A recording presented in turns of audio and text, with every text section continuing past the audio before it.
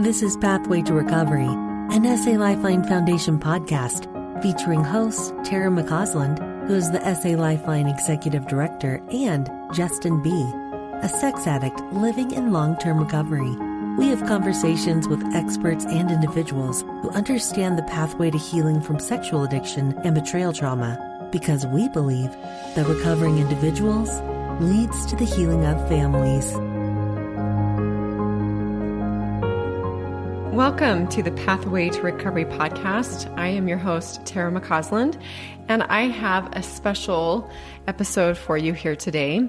We had an event last weekend, our annual women's workshop, and as a part of that workshop, the spouses of those women were able to attend an online event with a special guest, Don Hilton, who is a neurosurgeon who practiced in San Antonio for 30 years. He, in this presentation, talks about how his experience as a neurosurgeon informs his understanding of addiction and recovery. So we wanted to share this with you, and you'll probably note that he was sharing slides through this presentation. So as we've done in the past, we invite you, if you're interested in seeing those slides and actually catching the last portion of the Q&A, we invite you to go check out our digital recovery library, where we will post the video of his presentation along with the slides and the full Q&A at the end. And for a donation of $12 a month, you get access to this and so many other really great presentations from very qualified individuals in the field of sexual addiction and betrayal trauma. So we'd invite you to go to salifeline.org, check out our digital recovery library, and we hope you enjoy this presentation given by Don Hilton. All right, let's jump into our topic and presenter tonight. I have the honor of introducing Dr. Donald L. Hilton Jr. and his topic that he'll be speaking on, which is understanding addiction while embracing recovery. So here's a little bit about Don. Don graduated with honors from UTMB Medical School in Galveston and is a board-certified neurosurgeon who has practiced in San Antonio for 30 years. His interests have included minimally invasive neurosurgery and assisting in the development of this field for nearly 3 decades. He has published and taught neurosurgeons over the years, including as an adjunct associate professor and fellowship director at the University of Texas Medical School in San Antonio in the past. Don serves on the board of directors of the National Center on Sexual Exploitation in Washington, D.C. He has also written peer-reviewed journal articles and book chapters on the effects of pornography on the brain, and has spoken nationally and internationally on this subject. Don presented at BYU Education Week for many years at numerous universities and has also been a featured expert in several documentaries. He has spoken in Indonesia, Singapore, Mexico, the Warsaw, Poland Parliament Building, and in a congressional symposium in the U.S. Senate building. In 2017, Don was invited to speak at a Vatican-sponsored conference in Rome, where he and his wife Jana and other participants met Pope Francis in a private audience. Don and Jana have 5 children and 16 grandchildren. Don, we're excited to hear from you. The floor is yours now. Thank you, my dear friends and brothers. And it's so good to see some faces that I recognize. So great to spend this time with you. I think everyone here understands the term addiction, and I would assume that most of us here agree that addiction is a real entity, and we'll talk about and define that. I'm going to talk a little bit about the word addiction. It generates a lot of discussion today. I think we all agree with that, and not all of it's of the same mind. Some would argue that addiction is only with drugs. Maybe it could be with gambling, but certainly not with sex. And recovery has different definitions as well. So I thought it might be helpful to just show some slides and discuss a little bit some thoughts around those two terms and kind of my thoughts about them and how they've evolved. I'd like to start off with this picture. This brain is actually my daughter's brain. She was having headaches many years ago. It was a normal MRI of the brain, and her headaches are better, thank goodness. But anyway, this is her brain. So I always like to say that. And if you look to the left, you'll see frontal cortex, which is the frontal area over our foreheads. And then in the back, you see brainstem, which is the part of the brain that drives desire. It drives wanting. It drives helping us consume things that allow us to thrive. It makes us want to eat, win, reproduce, those kind of things. Dopamine comes from that brainstem, and glutamate comes from that cortex. The reward center, and this is simplistic, but it's basically, I think, accurate, really weighs these rewards and tells us we want to do things that help us survive, but the thinking brain will say, well, we want to moderate it, though. We don't just want to pursue the same reward all day, or we'll never get anywhere in life, or we might even go places we don't want to go with different rewards, certainly with heroin, alcohol, with gambling, with sex, with any of those things. And so that's just kind of a general lay of the land. Now, there's some thoughts here that I thought this was interesting. It will not do, my friend, to grant an easy indulgence to natural appetites and desires, for they ever seek to be our masters. I just thought that was, as a philosopher said this, I thought it was really interesting because, there's this do what you want, be authentic. If you desire it, do it. It's kind of the philosophy of the world now, isn't it? And yet here's this idea that we can become a master, that we can have our own desires become our masters. Just as Don Henley and Glenn Fry wrote with Hotel California and the Eagles, we can become prisoners of our own desires, or of our own prisoners of our own making.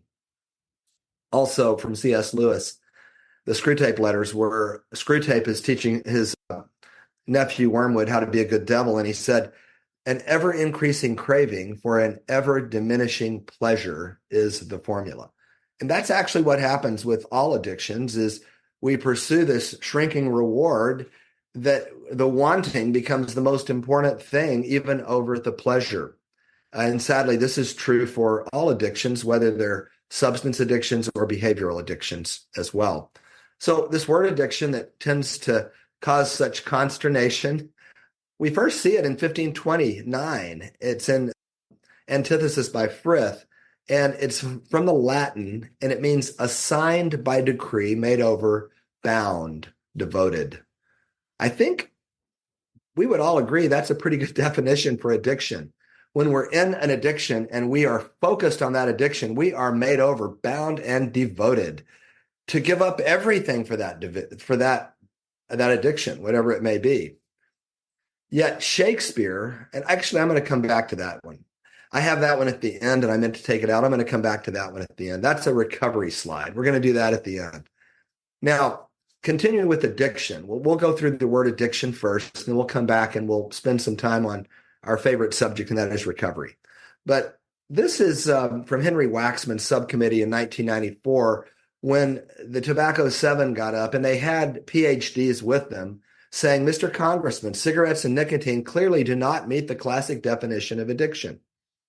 It was amazing. I think they were the only 7 people in the world that believed that cigarettes were not addictive, but they did. And they had the gall to tell the world that. And fortunately, the plaintiff, this plaintiff lawsuit didn't agree, and the subsequent plaintiff lawsuit, and they paid billions, but tobacco's still going today, isn't it? They didn't stop it, certainly. And the pornography industry and those that support it are exactly like the tobacco industry, and they fight the addiction label tooth and nail. Not only them, but their apologists, and their apologists are everywhere, sadly.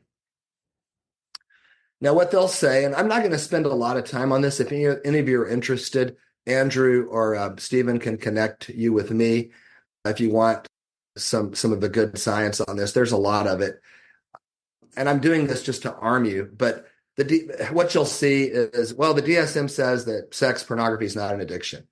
Again, we could talk all night just on this ludicrous concept. But I'll just say that, and this is from 10 years ago in Scientific American, the DSM's fundamental flaw is that it says nothing about the biological underpinnings of mental disorders. Remember, the DSM-5 defines gambling as an addiction. In other words, online poker is a biological brain addiction, but online pornography is not, according to the DSM, which is ridiculous. The only reason that it didn't make the DSM-5, and we know this, was the lobby of the pornography apologists that fought it tooth and nail. And there's so many people, Mark Potenza at Yale and others, that feel that this should have been labeled an addiction. If you look at the Potenza, Voon, Krauss paper that was published in Lancet, they all argued that the DSM and the subsequent ICD-11 should have included this as a behavioral addiction. Now, the ICD-11 did include compulsive sexual behavior as an impulse control disorder. And the pornography apologists of today don't like to acknowledge that fact. Frederick Totes is a famous neuroscientist or a biological psychologist and is one of the pioneers in that field. The Bindra-Totes theorem has to do with wanting. And he said, it is beyond my understanding that anyone could deny the reality of sex porn addiction. Professor Totes is a professor in England and well respected in the field of brain science with regard to wanting. He was a mentor of Kent Berridge and Terry Robinson. I think it was Kent Berridge was the one that he was the mentor of, who's at University of Michigan. The Berridge Robinson paper on the incentive motivation theory of addiction, which is now a model for addiction. I don't think anyone really doubts that it's real. Professor Totes really mentored them in that. Now, let's just go through a few things about learning. The brain is plastic. Well, that means it changes. And this was over a decade ago. The brain is the source of behaviors, but in turn it is modified by the behaviors it produces. Learning sculpts brain structure. And this was from the violin studies of 15, 20 years ago, where studies showed that the parts of the brain that control the left hand in violin players enlarge and like a muscle. And the more that the violin player exercises, so to speak, practices, and the earlier they start to do so, their brain enlarges there. And what that is it's a neuroplastic enlargement of learning. And other behaviors cause enlargements in other areas. So we know that the brain, literally learning sculpts the brain. Yet addiction represents, and this is another neuroscience paper by Kauer and Malinka in Nature Neuroscience Reviews, addiction represents a pathological yet powerful form of learning and memory. So yes, the brain is plastic and it learns, and not all learning is good. It can also learn to be focused on one particular desire to the exclusion of all others. This is a great definition of addiction. It was published actually by some addiction scientists, again, almost 2 decades ago. I love this definition. The continued use of mood-altering, addicting substances or behaviors, i.e. gambling, compulsive sexual behaviors despite adverse consequences. Simple but profound definition, and that's the reference for it. Now, this one we're going to read. I'm not going to put a lot of long quotes to read, but this one, it's fantastic. And I would encourage you, this is a great book to read. Mark Lewis had a significant drug addiction. He gained recovery, and then he wrote a book about his experience, and he describes kind of what happens with the brain with a heroin trip, et cetera, and what it feels like, and then what's happening in the brain when it happens. So it was a really interesting perspective. And as he gained recovery, of course, he wrote this. Good old dopamine, the chemical mover that gets us to chase after whatever it is we want, whatever spells relief. For starving animals, dopamine makes the brain a vehicle for seeking food. For addicts, it sends the brain hunting for drugs. In fact, dopamine-powered desperation can change the brain forever because its message of intense wanting narrows the field of synaptic change, focusing it like a powerful microscope on one particular reward. Whether in the service of food or heroin, love, we could say sex in this case, they're not exactly identical. Notice he's going between substances and natural behaviors.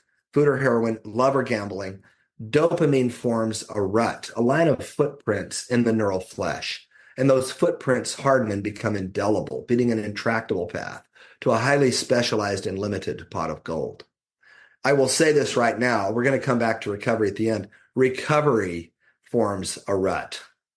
a line of footprints in the neural flesh, and they harden and they become indelible, and they also lead to a real pot of gold. And that is recovery, peace, happiness, living in a life of recovery.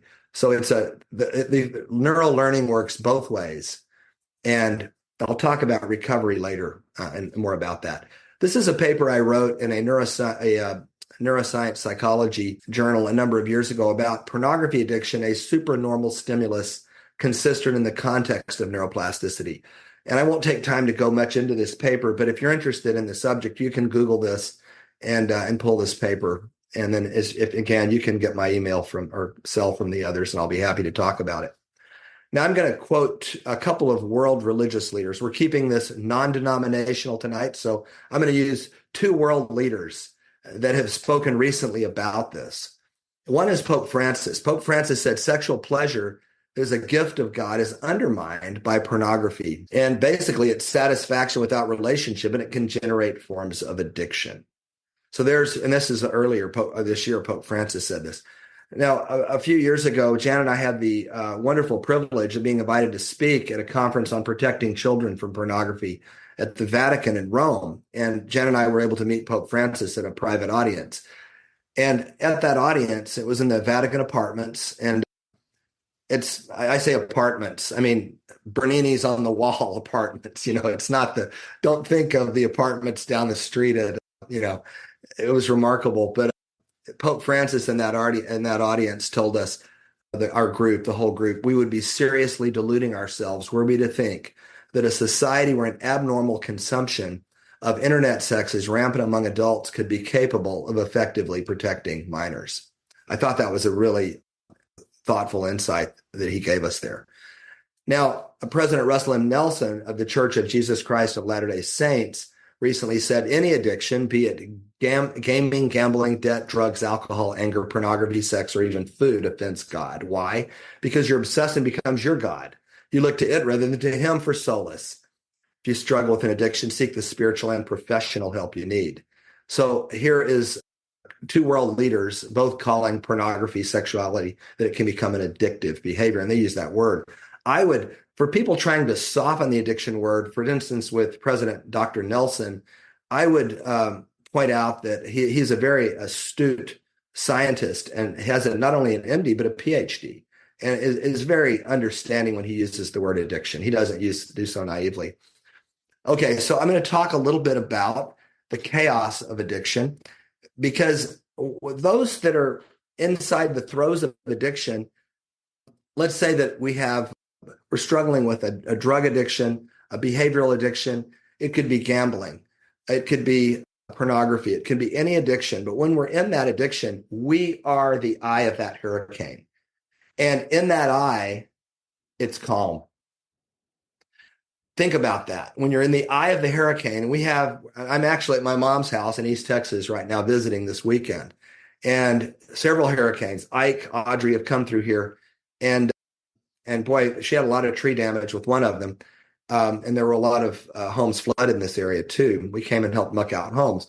What happens is when the eye comes though, and the eye did pass right over this area with the last one, a couple of my friends wrote it out. They didn't leave town. They wrote it out in the local church building here. It's a brick church building. When the eye passed, they said it became dead quiet. They walked outside. You couldn't. And then of course, when the other eye wall hit, it was again 110 mile an hour winds. But it's calm. And so when we're in the throes of an addiction, it's calm. Everything makes sense. The only reality or truth is satisfying the addiction. And why is everyone bothering me so I can't satisfy the addiction? Just get out of my way. Everything's calm. It makes perfect sense in the eye. Now, the chaos around that's destroying lives, careers, relationships, oblivious, because it's calm in the eye. It all makes sense. And so when that eye becomes our reward center, then our reward center makes sense. Look, the only reality is satisfying the addiction. That's perfect. That makes perfect sense. If you look at how a hurricane forms, it's the warm air that rises in the center.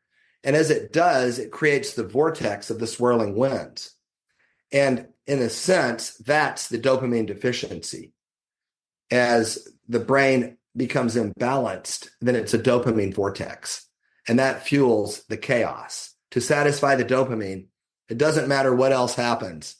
It's a dopamine sump. So here's another one. The vortex is the I. Behavior is the chaos on the outside. So the insatiable appetite for the warm air and a hurricane's sake feeds the vortex, and the vortex drives the chaos. So the insatiable appetite for whatever the addiction is will feed the vortex, and the vortex drives the bands of chaos that destroy the lives around the person satisfying themselves with the addiction, where it's all calm in the I when the addiction is taking place, when the addiction is being satisfied or attempting to be satisfied. Well, that's it. That's the only thing that makes sense at that moment. So here again, going back to the earlier slide that I showed, you have this prefrontal cortex and this dopamine coming in with these swirling bands to the I, and the I, where the nucleus accumbens is, the only thing that makes sense is satisfying this new normal. Okay, so let's pivot a little bit. Let's talk about moving away from that. Viktor Frankl, remember Auschwitz? He wrote Man's Search for Meaning. He said, between stimulus and response, there is a space. In that space is our power to choose our response. In our response lies our growth and our freedom. Now, that is an amoeba up on your right eating a paramecium. The amoeba doesn't really think. It's a single-cell organism. And a paramecium is as well. The amoeba senses the paramecium and eats it. It's a stimulus response. There's not much brain power here. Viktor Frankl on our left is a very learned, emotionally salient person who understands human relationships after coming through Auschwitz and losing his family there. Now, this one I thought was also insightful, this philosopher. We cannot be free of nagging desires through suppression. This is like trying to keep a rubber boat beneath the water, but we remove compulsive desires altogether by understanding their nature. I love this quote because really this is talking about us trying to really white knuckle the rubber boat beneath the water and just keep it there through sheer white knuckle force. But the rubber boat still wants to burst out to the surface. To remove the compulsive desire, i.e. this force, we have to understand the nature. We have to understand it. And in understanding, then we can change the dynamic of actually what we want, going back to what Viktor Frankl said. And many of you may know Jeff Ford. He's a dear friend. He's down in St. George. He's a therapist. And Jeff gave this analogy of too often we play recovery on the 1-yard line. We give the opponent, i.e. addiction, the ball, first and goal on the 1-yard line. And then we line up to play defense. And we make these valiant these valiant, stands, goal line stands. And we may get one goal line stand occasionally. But for the most part, addiction has this big fullback and it's just bam. And they come running over the goal line. And his point, and I think this is a great analogy, is put the addiction on the other 1-yard line.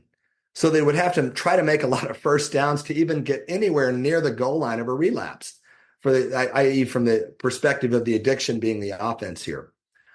So what do we do? And this is a rhetorical question. What are things that we do to give the addiction, our opponent, a first down on the 1-yard line and then sit there and try to make heroic goal line stands our whole life? Is there a way to play a defense smarter and better? That was Jeff's point. This is a definition. I had thought about this for years, and this is something I came up with many years ago. And I'm not saying this is a perfect definition, but it worked for me. Recovery is a process, not an event. And I thought of this. We were actually in Hawaii once, and it was just one of those perfect evenings. I'm not a good photographer. I just lucked out and I got this shot with the sun just coming right up on the beach. It's on the North Shore. Recovery is a process, not an event. It is a lifelong attitude of introspection, which motivates consistent action and acceptance of personal responsibility. In the end, recovery is both a technical and a spiritual journey. And I added that because there are many who just try to pray away addictive behaviors and desires. And certainly prayer is important, I believe. And I believe that God, our higher power, is essential in that. But I also think it's a technical journey. I think it's a journey of going through a step-by-step, no pun intended, 12 of them process continually, and embracing and learning to love those steps and make them part of us so that we love them. We don't just do them. And so that's the technical aspect. We pay attention to the technical aspects. We set real boundaries that work for us. And what are those boundaries? Well, we'll figure those out with our accountability partners, with our sponsors, with all those that help, with our spiritual leaders, our therapists. Whatever it takes is that word that we've all used, that phrase we've all used for many years, whatever it takes.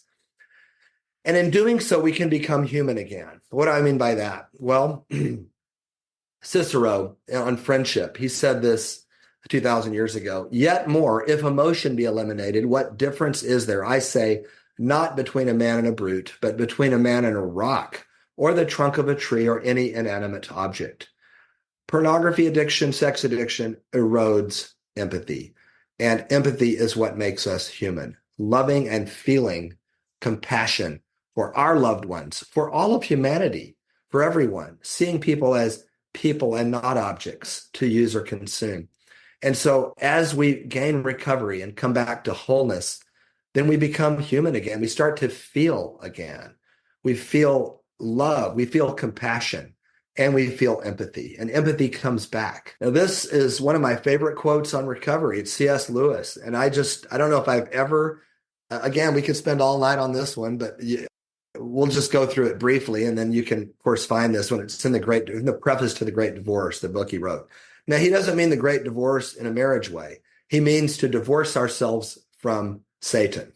That's what he's talking about in the Great Divorce.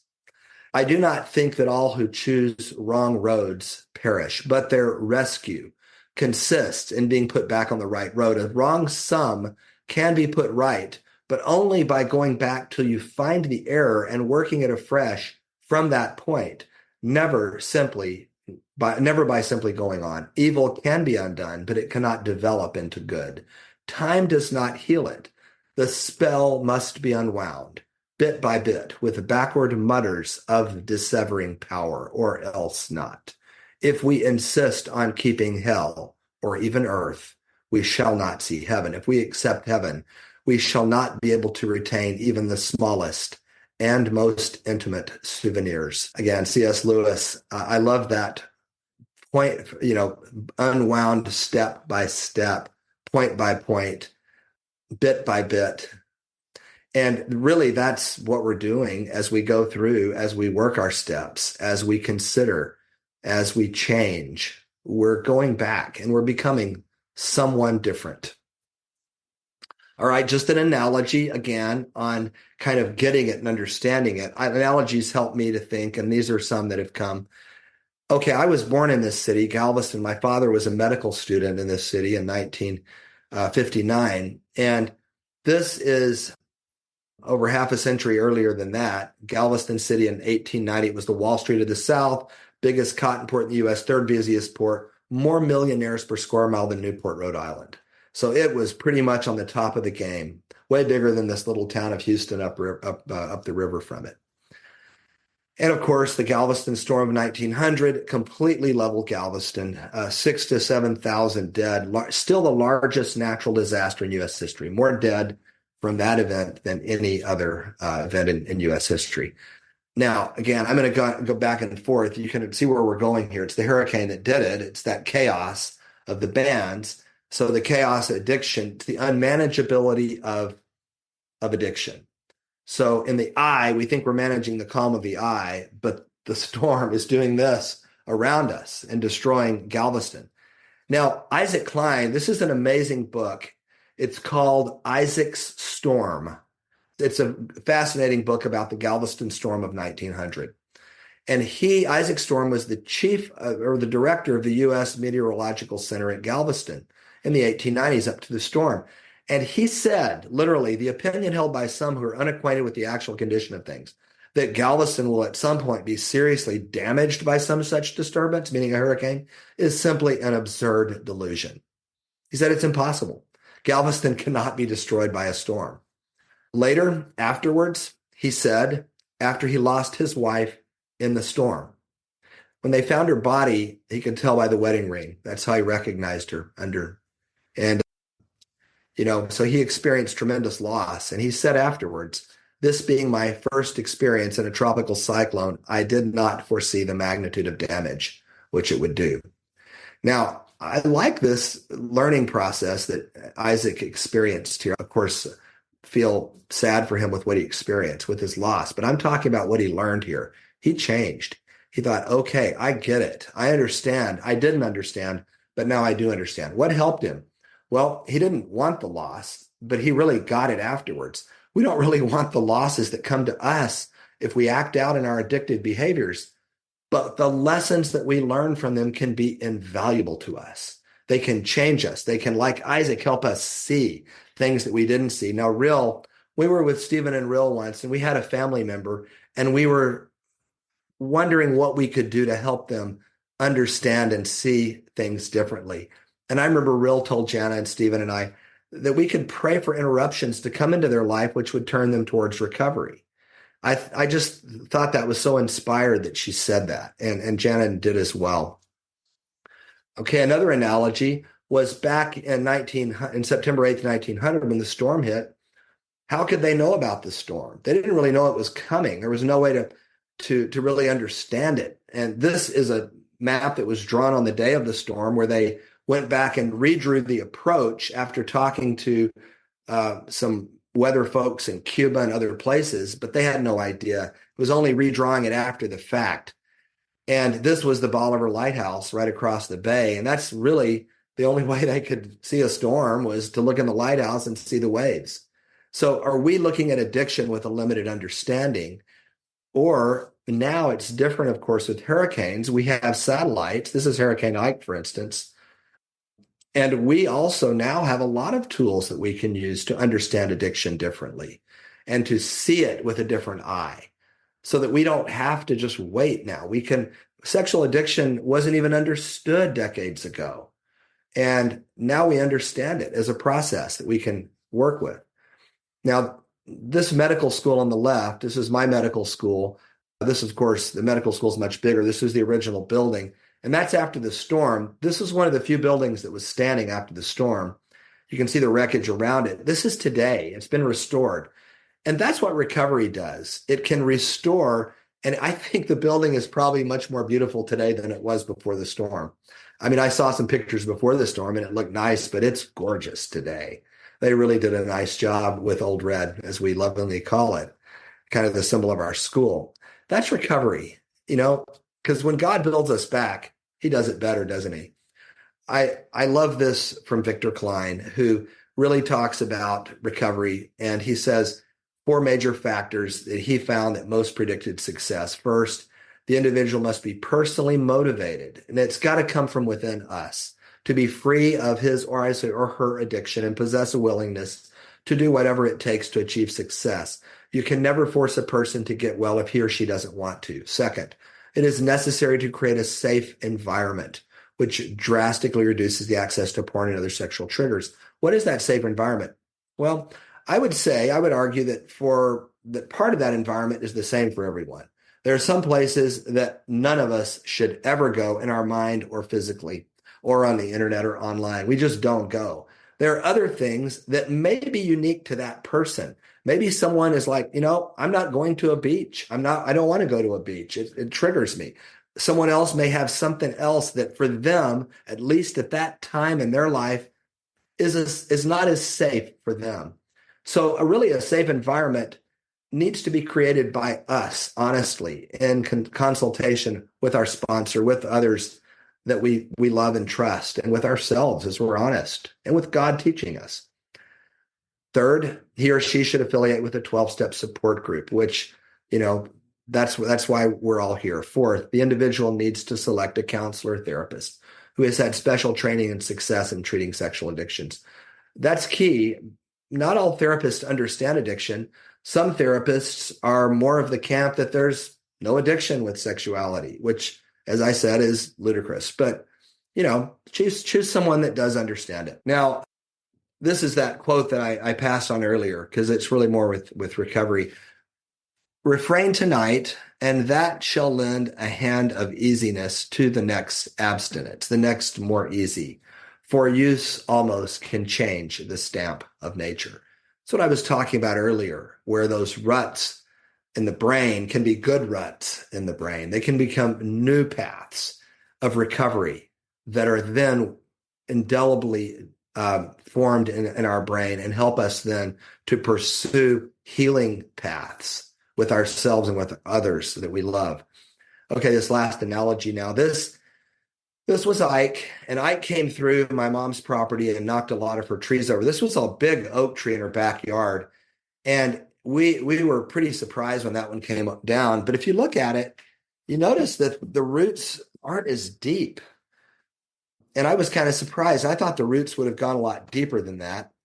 But that's what happened. When the winds hit it, the tree went over. Now, this is a tree that's probably about 50 yards from the one that you saw lying over. This is a southern live oak tree. This live oak tree is probably in the range, if you get the circumference, of 600 to 700 years old. And it lost a couple of small branches, but it's been through many storms. And it's still standing, and it didn't fall over. And this is why. And these roots, if you'll look, they on the far side, they go 20, 30 feet out from the tree. I mean, that's recovery. Recovery not only helps us understand, helps us prevent other issues with things we haven't seen before because we have a better eye to see it, some of the other concepts we've talked about, but it just roots us. It roots us with support, with sponsors, with lifestyle change, eventually with changes in our very thoughts, eventually with changes in what we want, our desires. Does that happen instantly? Absolutely not. Are we to lose hope because our desires haven't changed as quickly as we want them to? Absolutely not. But do we always understand that they can, with time, with healing, with recovery, change and become roots that can withstand the most severe storm? Absolutely. We need to keep that hope and that faith because it's true. We can't change ourselves, but God sure can. Now, the Galveston, if any of you have been to Galveston, you'll notice there's a seawall. It's kind of Seawall Boulevard runs on top of it.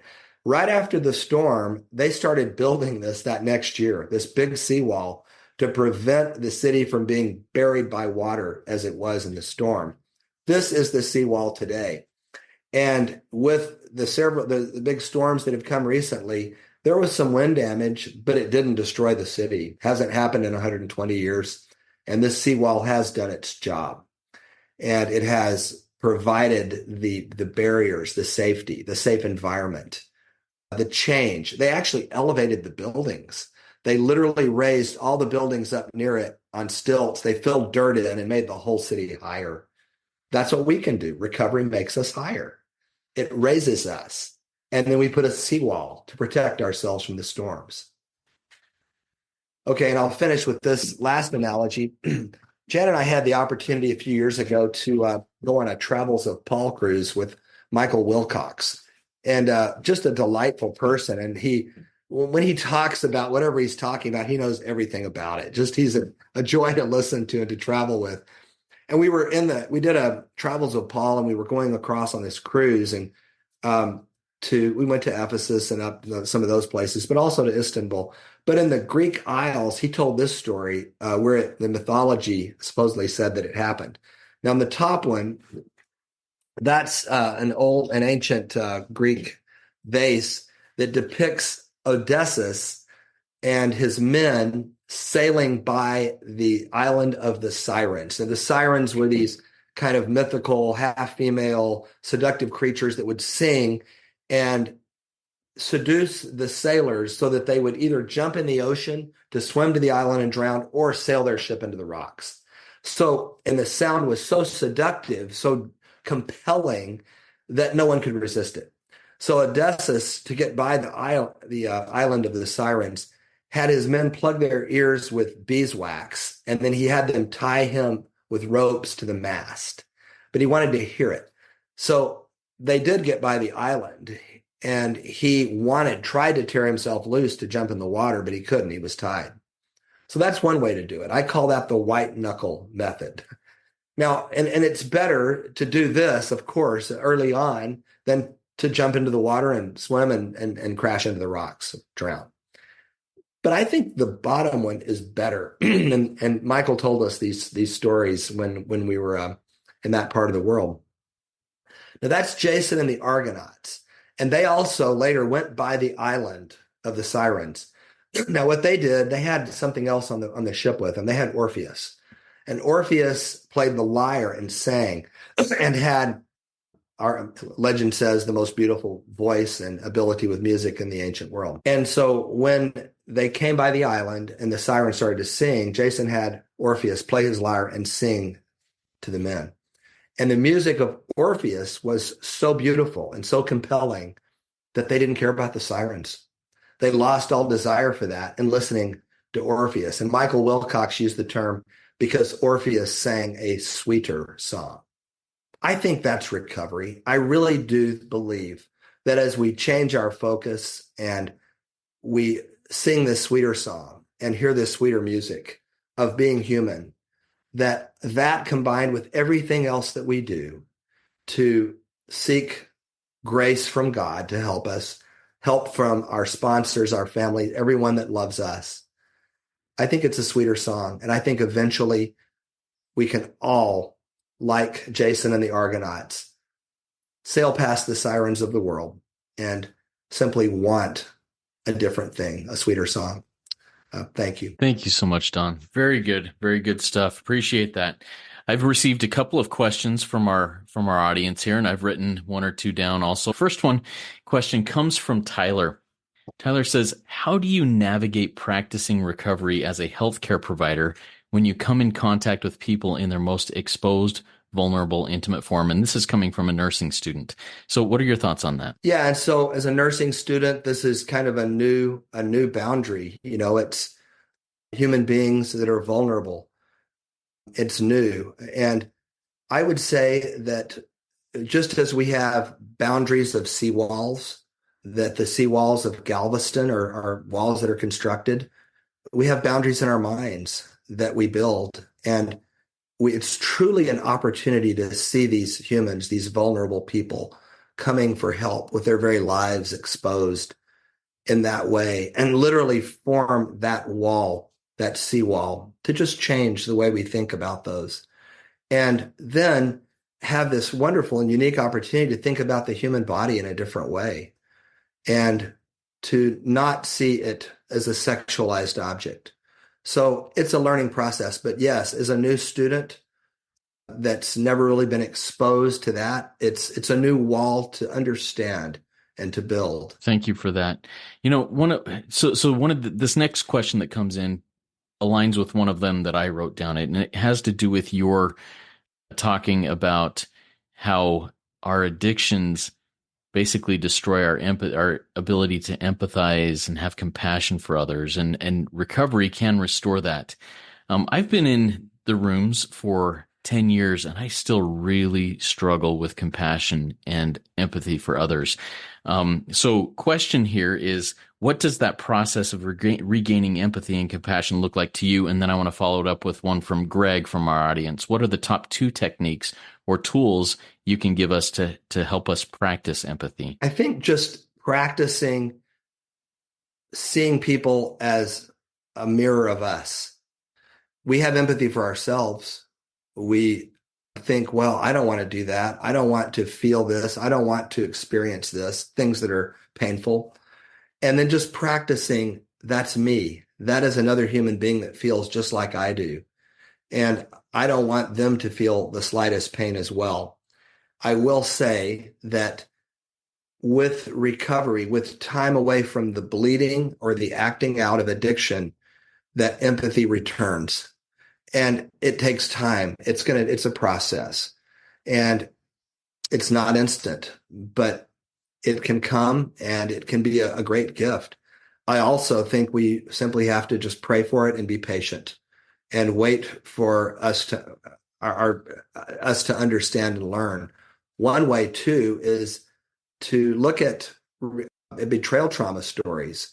And it may not be right for us to go, hey, tell our spouse, tell me some betrayal, it may be triggering, but there are things we can read about betrayal trauma where we can understand the harm that's been caused. And we can understand that. And as we do, we can start to see others in an empathetic light. But again, I would caution that we were patient. And if we don't feel that empathy is there right away, it will come, but it may take time. It may take years, but it's a wonderful journey to feel again and to feel empathy. I think it's a lifelong journey. I don't think we can say, I'm there, I've got empathy down, but I do think that as we gain more time in healing and recovery, that it will start to make more and more sense. But again, it's a lifelong journey that hopefully we never quit learning. Yeah, I appreciate that. And in my own recovery journey, I find that anytime I arrive at a place and I think I've arrived or, oh, I got this, I'm in big trouble no matter how far along the path I am. What are your thoughts on that aspect of it? Oh, yeah. It's like that game the other day. I forget which one it was, but they thought the game was over. And man, just the minute you become lax, that's when the other 3-pointer comes down and it was the Spurs and the Nuggets. We were there in town, and I was there with my son-in-law and his brothers. There were 9 of them in town, and they all had their Denver Nuggets jerseys on. And of course, our Spurs aren't doing so well this year. And it was the last game. They were in San Antonio, and we were all like, I didn't expect them. I said, look, I like Denver, and Spurs are out, so I'm going to be a Denver fan. But it was like they were 23 points ahead. 23 points. The game was over, third quarter. And it just then, Wemby, our new guy, 7'4", 4 3-pointers, and suddenly it was halfway. And then they just kind of stuck around. They never led until 5 seconds left when the guard came and dropped a floater in with 0.9 seconds, and the Spurs won 129 to 120. So it's like you just never give up and you think it's over, but it's not. And it's something that we learn if we just keep going and trying, then it can happen. It really can. We just never feel that we've arrived, because the minute we become complacent, like the Nuggets did, then, we lose out.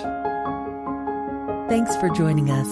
We invite you to subscribe to this podcast so that you don't miss new episodes. And while you're at it, will you please leave us a 5-star rating and review to help us spread the good news that healing from sexual addiction and betrayal trauma is possible. We invite individuals who are struggling to join our virtual or in-person trauma-sensitive 12-step meetings. Meeting times and locations can be found at sal12step.org. You can find quality education at salifeline.org. And we hope that you will follow us on Instagram and Facebook. SA Lifeline is a 501c3 nonprofit organization, and we welcome donations. SA Lifeline, come heal with us.